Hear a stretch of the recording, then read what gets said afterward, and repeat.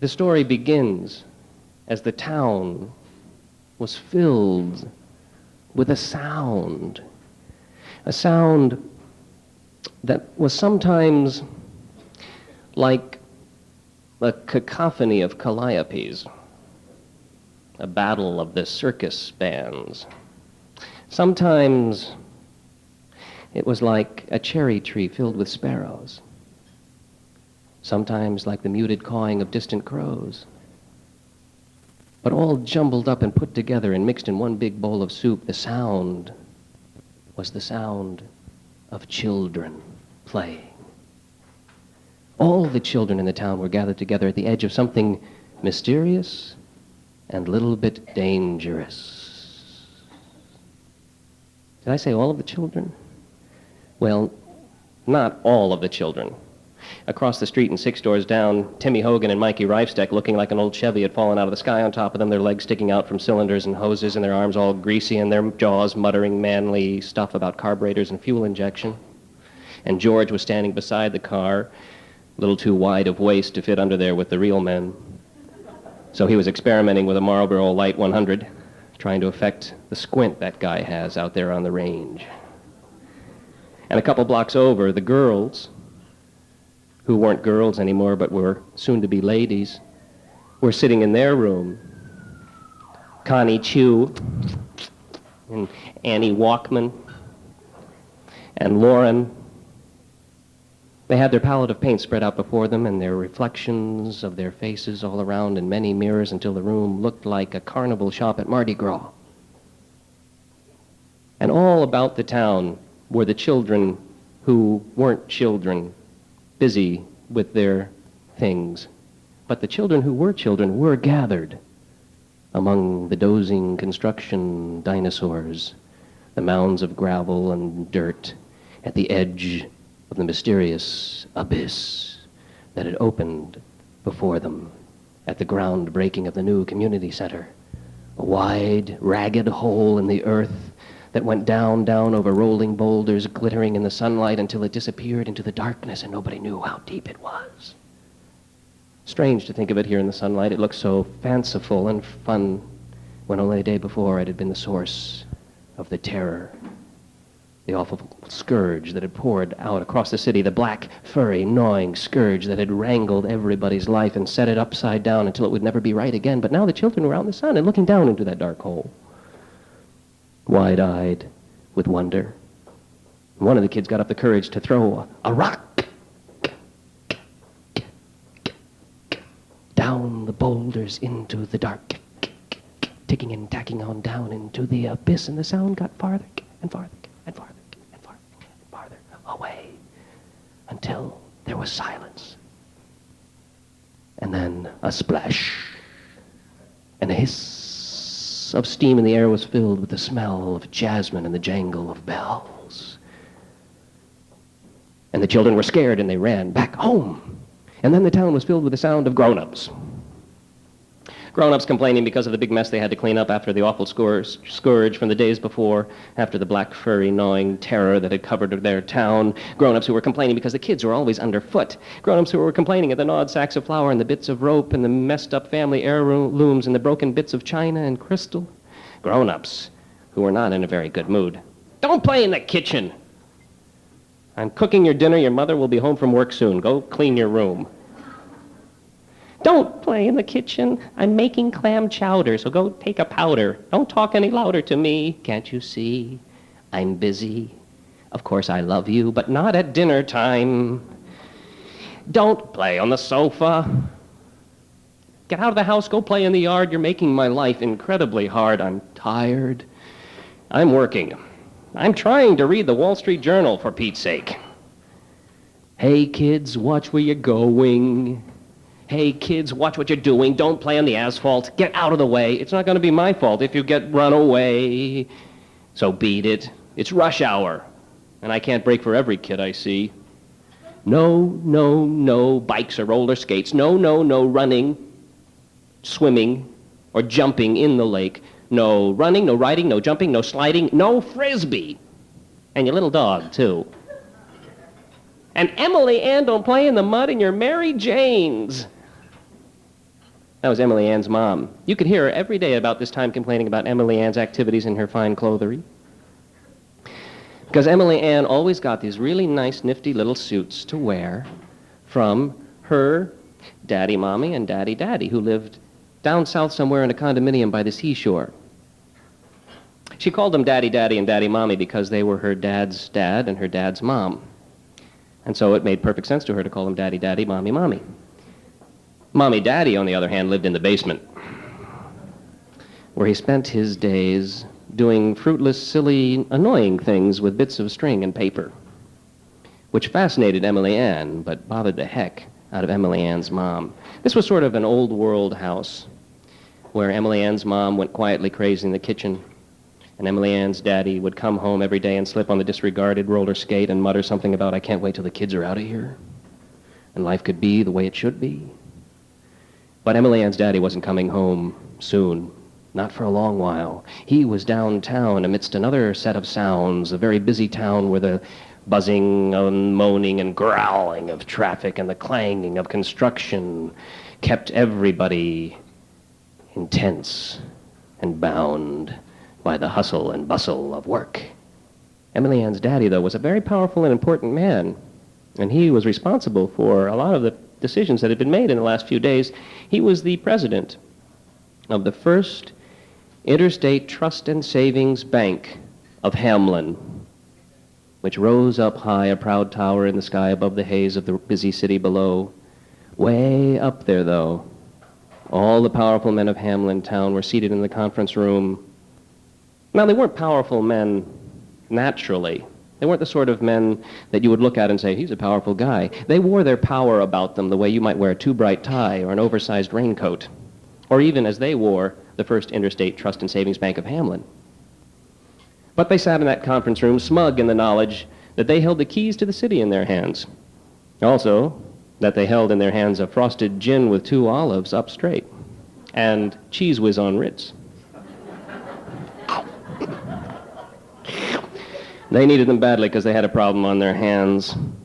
There, across the conference table from them, sat the iridescent youth, his golden coils teasing his cherry cheeks, his sugar smile wryly bent, and his ancient gray animal eyes focused intently on those men of power, those little boys in their oversized suits, waiting to hear the word. Emily Ann's daddy cleared her throat. Well, now, don't get me wrong. It's not that I didn't agree to your contract. Emily Ann's daddy liked to use negatives a lot. But I don't see that I had the authority to act without the people's consent. Now, you've got to admit that it's not the ordinary manner of business to pay 1 gold piece per head per rat out of several million rats that might be exterminated in the city, but at the time we were desperate. And I'm not sure, but I don't think that maybe I didn't overstep myself when I went ahead and agreed to your fee structure here, fella. I don't see any way, for one thing, at this point he popped a Rolade, how we can keep track of all those rats. I mean, after all, they are in the river somewhere. Who counted them? Did you? Did you? Did you, Sam? Well, that's an interesting point, said Sammy, because I've just been working on my little calculator watch here, and I figured that we had all of Water Street for about 3.8 miles covered with rats, and that's about 20 feet wide, and so if you work it out very roughly, it comes to about 17,975,783,910 rats. So simple calculations, we can figure out the fee that we owe this fellow. Thank you, said Emily Ann's dad, not meaning it. Well, they had a problem on their hand. They couldn't afford to pay the iridescent youth with the gold coils teasing his cherry cheeks and the sugar smile bent wryly and the ancient gray animal eyes, who came to town with a thong of vine holding a crystal flute that he piped and played to clean the town of its scourge of rats. I've got an idea, said Emily Ann's dad. Now, it's not up to me, mind you, but why don't we take this before the people? I mean, after all, it is the people's money, it is the people's town, and I don't think that I should make decisions for people who aren't here being represented in this room. I think that we should put it to vote. So they did. Last minute, they put it on the ballot. They created Proposition 90. And it read roughly something like, shall the city of Hamlin pay the piper a price agreed upon of 1 gold piece per head per rat for said extermination of aforesaid thereof and thereby. And then it had a fiscal impact statement underneath there about how much money it was going to cost and how much the property taxes were going to be increased, et cetera, et cetera.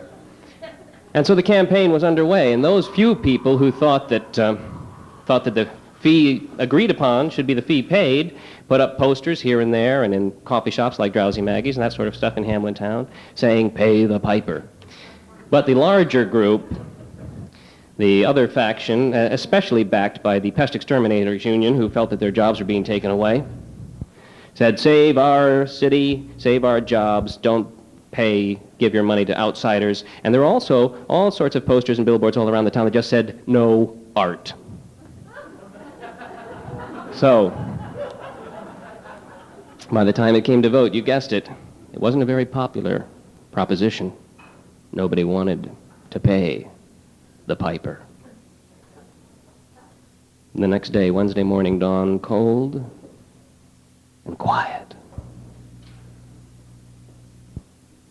The city full of sounds was silent, and those powerful men came to the glass doors of the First Interstate Trust and Savings Bank of Hamlin and found an iridescent scrawl across the glass as if somebody had been writing with soap that said, to you will remain the gold that you love.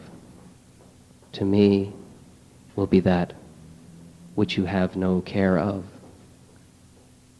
And that's when it began. A sound began to seep in and around the city and around the town and through the heads of all the people there, and everybody heard it a little differently. The children heard it. They heard it like the smell of fresh-baked cherry cobbler just around the corner, and if they could just get over there, they'd know that they'd find something delicious and wonderful. Some of them heard it like the sound of summer vacation and school's out forever. But most of them heard it the way Emily Ann did, like so many fragile, beautiful, iridescent bubbles floating on an invisible breeze, luring them out of their playrooms, away from their TV sets, down the street, towards the mysterious, glittering abyss. And all of the children heard that sound, and they began to follow. Did I say all of the children? Not all of the children. Some of the children who were no longer children like Timmy Hogan, were very busy. Timmy Hogan was in front of his mirror plastering down that cowlick into the grease he had been smoothing in there in his hair, and was too focused in that busy business with the face of his future self to hear the sound. And then there were a couple of kids back in the back lot of Hamlin High who were doing the latest drug of the day. Actually, they heard the sound in Technicolor. But they mistook it for the effects of the chemical they'd just imbibed, and so they just stood there saying, wow, man, this is great stuff. Wow. And those poor children were doomed to spend the rest of their lives trying to reproduce that experience. And all about the town, the children who weren't children were too busy with unchildren things to hear that, but the children who were children were following it like Emily Ann was, little iridescent bubbles filled with visions of delight. And all the grown-ups, they heard the sound too. But for them it wasn't a delightful sound, it was a haunting sound, it was a fearsome sound, it was a sound that bound them where they stood, or where they lay, or where they sat. It was a sound that shook through their bones like a cold, chilling wind. It was the sound of ghosts. And the worst kinds of ghosts of all, their own personal ghosts. It was the sound of their lost ghosts, of their past passing before them, of playing in the tub, of sitting in the kitchen helping Mom make cookies. It was the ghosts of something long ago forgotten that wrapped them in and bound them in like iron shackles where they stood, and all the grown-ups were frozen in their place. Did I say all the grown-ups? Well, not all the grown-ups. Some of the grown-ups who were no longer grown-ups, were out there too, following, just like Mommy Daddy, shuffling along in his bedroom slippers, his blue veins popping through his rice paper skin, his terry cloth belts fraying and playing behind him like the tail of a kite as he followed those visions of delight down over the rolling, glittering stones into the darkness, into the beautiful jasmine-scented land below. And where they went, no one will ever know. But to this day, no children are to be found in Hamlin Town. For all the children that were children were lost to the mysterious playing of the pipe. And now Hamlin Town is an aging town filled with retirement communities where no children are allowed. Where no children are left. Oh, did I say no children? There was one child born that very day who, because of his infancy, could not go away. He grew mysteriously, mischievously, his golden coils teasing his cherry cheeks, his sugary smile bent wryly up, and his ancient gray animal eyes piercing to the heart of anyone he met. And he had a remarkable ability to play the pipe.